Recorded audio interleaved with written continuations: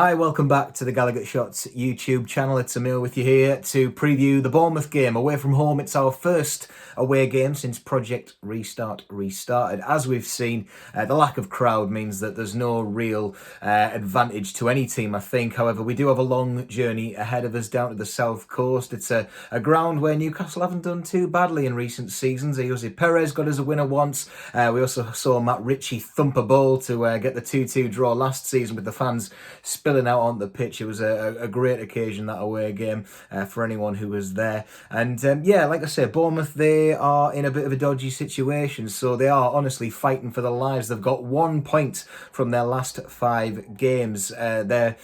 Their restart hasn't been great, unlike Newcastle's. I think a lot of the pressure is off us, given the way that the first 2 games went. But we did just have the loss to Man City. Newcastle came out of that game looking absolutely atrocious. So Steve Bruce will want a reaction from the players. Now, just a word on Bournemouth. Their next games following this are Man United, Tottenham, Leicester and Man City. So this might be the last chance they have to get a certain 3 points at home, you might think. But you know what, Newcastle away from home, we've not been too bad this season. We can still set up well defensively like we saw against Man City, if not for a few mistakes. And certainly against a team like Bournemouth, who've come back to this Project Restart with such a bad run of form, we could really get 3 points here if we wanted.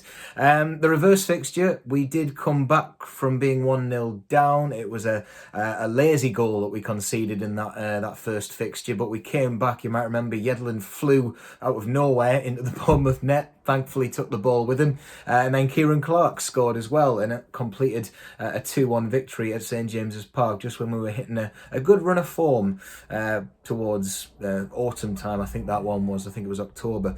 But yeah, of course, everything's changed now. We've had the break and teams are really out of form. So hopefully Newcastle are going to build on this form that they've had at the start of Project Restart. They've only had 4 clean sheets, Bournemouth, in the league this year. They've conceded 50 goals. They've only scored 29. So like us, we're not expecting them to score too many. And with our defensive setup, you'd like to think that Newcastle could hopefully keep that going and certainly get another clean sheet, because we're doing all right with those kind of things. Bournemouth have also scored about 25 goals inside the box. So it's the type of team that are going to get it from set plays, maybe the odd mistake in the goalmouth scramble, that type of thing. I'd like to think that Newcastle don't do any mistakes like they did in the Man City game, but as we get into the lineup now, I don't think Fabian Schär will be in the squad. However, one man that is returning, going to the lineup now, is Martin Dubravka. We saw Darlow in the Cup. I think there was no real problems with that. It might have been a bit demoralising for the fans,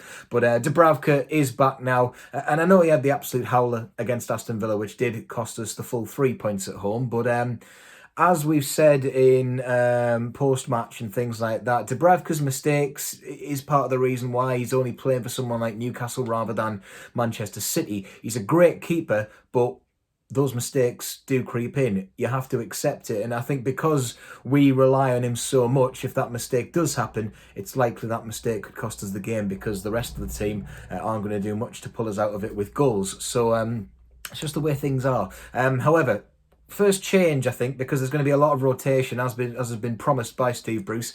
I think Yedlin might start this game. Manquillo has done a decent job in that position so far, but I think Yedlin's quite pacey. I know we've not seen much of him when he's come onto the pitch in those substitution appearances so far, but pacey, could maybe have a quick go at Brighton. I was about to say Brighton there, at Bournemouth. Same thing really, isn't it? Nothing teams. However, yeah, Yedlin probably going to get a start in this one. The middle two I've kept the same. Lascelles, Fernandez, they've got such a good relationship. It would be a shame to break them up. And I know they've played a lot of the games so far, so quite rightly they will be knackered. But Lejeune looks like he's going to be out for the season.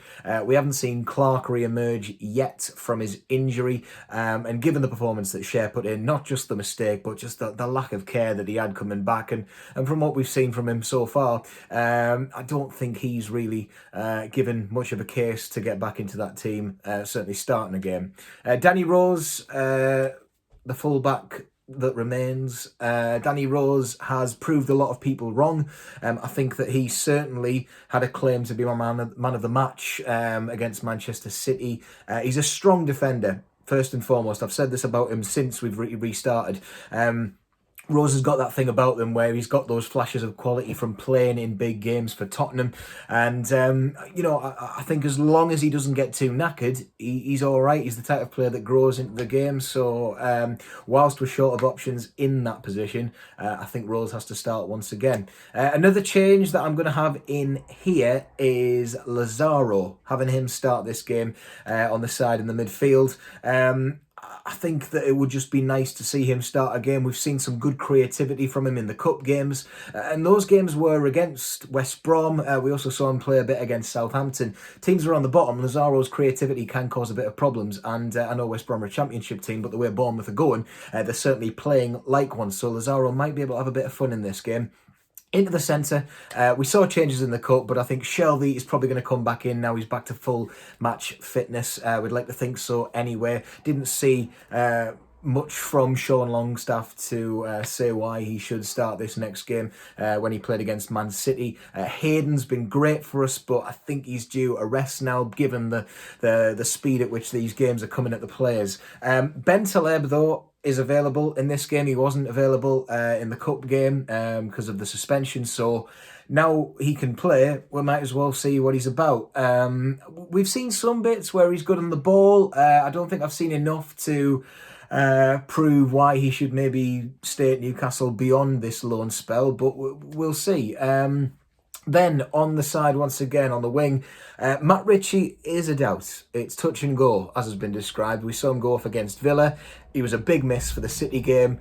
Whether or not he's going to start this game against his old club, I'm not too sure. I'd like to, but if we were to explore a few options for starting, could we perhaps see Almiron out on the wing? I know it's not his preferred position. I know we don't see him at his best when he's there, but if he had to be, let's move Almiron out there. Let's perhaps stick Muto where Almiron would be. However, let's say Richie's going to start. Almiron is going to be just behind Joe Linton, who I think is going to start once again. Simply because Almiron never seems to run out of steam. He could have played 6 games in 6 days, and I still think that he'd run for Newcastle. And Joe Linton didn't start the cup game. Carroll was good against Man City, but I don't think that we could ask him to do that job again against Bournemouth. He certainly will come off the bench, I reckon, because he can bring that strong presence that we need. As for Dwight Gale, I don't think that you can honestly see him starting after that horrendous miss. You might say that it could boost his morale if Bruce stuck with him and said, right, you have a go. But Joe Linton has scored, let's not forget. And we saw him play okay against City, didn't really get much to do in the Villa game. So against a lower opposition, you've got to think Joe Linton might fancy this one. And like I say, Almiron feeding him just behind the back. I know the glaring omission is San Maximan, but much like Hayden, one of the star players since we've come back, we can't rely on him in every single game. So I think he is due a rest.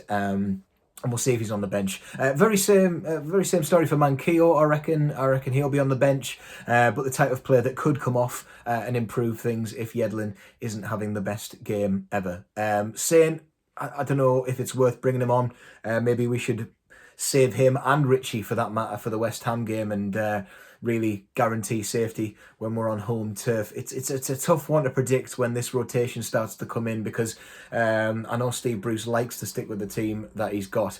For a prediction, let's say 2-1 Newcastle. I don't think Bournemouth scare me as much as they did before Project Restart got going again. They really haven't grown into the games. They've got players that seem very disillusioned with it. The strikers still aren't scoring, and I mean, we've seen it with Newcastle, we've seen it with many teams that are on the decline. They just tend to spiral out of control. They're already in that relegation spot. It looks like Villa are going to join Norwich as the dead certains has gone down. Bournemouth will be getting scared now. So we've got 2 key games here. Bournemouth, West Ham, that could fall into that relegation zone and be there at the end of the season. But Bournemouth are there for the taking. So let's see how we do. I hope it's a win. Enjoy.